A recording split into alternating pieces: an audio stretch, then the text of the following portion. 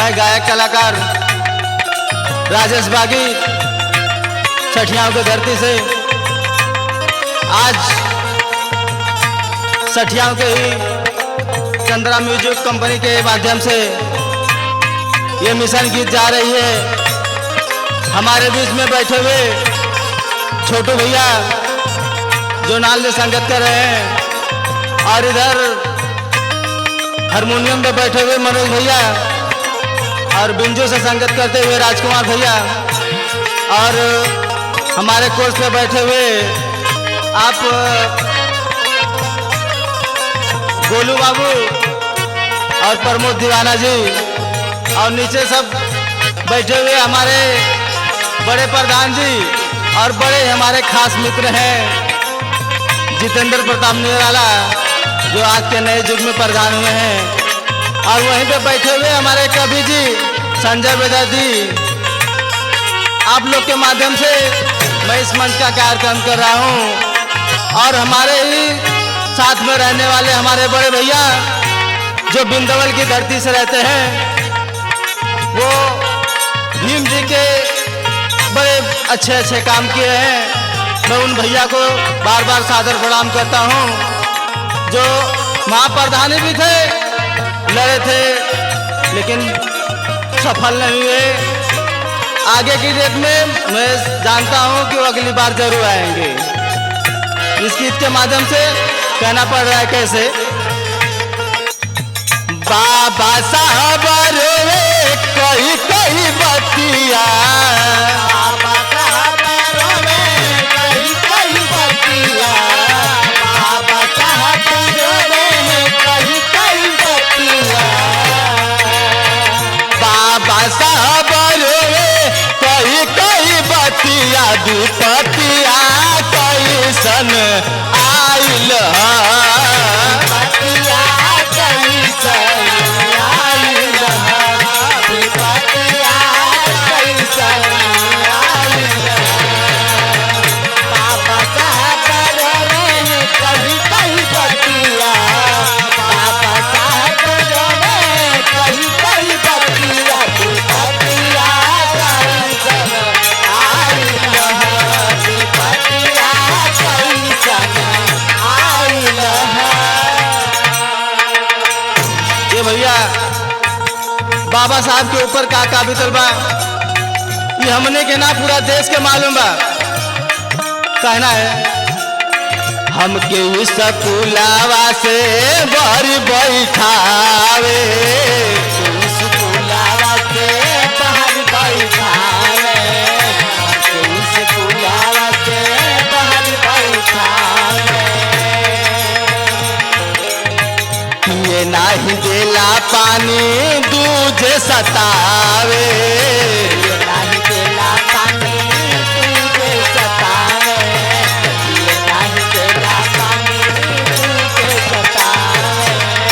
ये हमने के समाज में ये छोट बिरादरी समझ के बाबा साहब के स्कूल के बाहर बैठावल जात रहल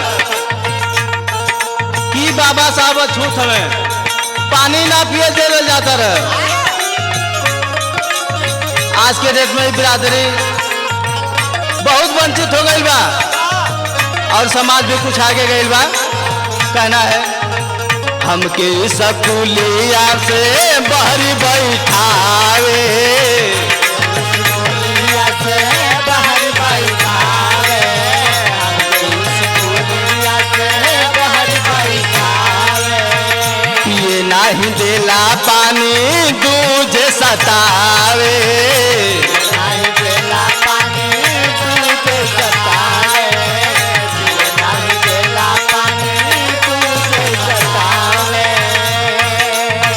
भीमा बाई सोचे लगली देखी के हलतिया, बाई सोचे लगली देखी के हलतिया, बाई सोचे लगली देखी के हलतिया, भीमा बाई सोचे लगली देखी के हलतिया, विपतिया कैसन आइल बतिया कैसन आइल, बतिया कैसन आइल,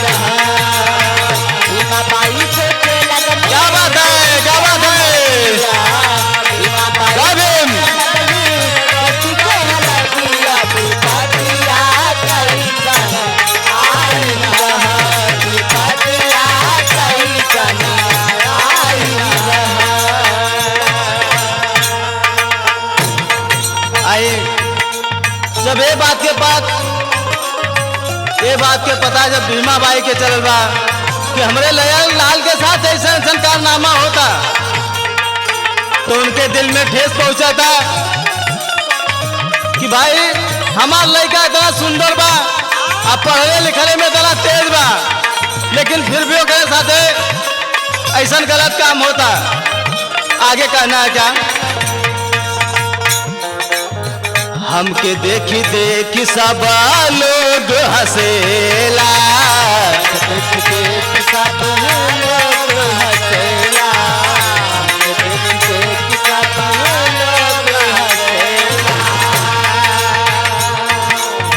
जैसे काला नाग बैठी बार बार रसेला, काली नाग बैठी बार बार डसेला, काली नाग बैठी बार बार डसेला।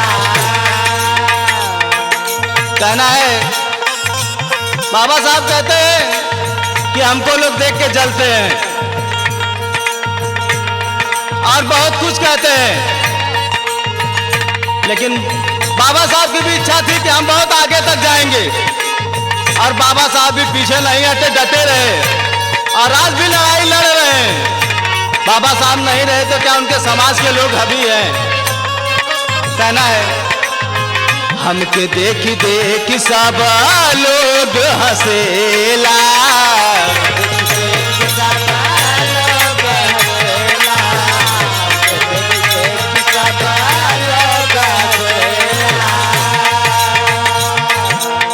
जैसे काला नाग बैठी बार बार डसेला, काली नाग बैठी बार बार डसेला, जैसे काली नाग बैठी बार बार डसेला। संजय बेदर्दी राजेश फाटत छतिया,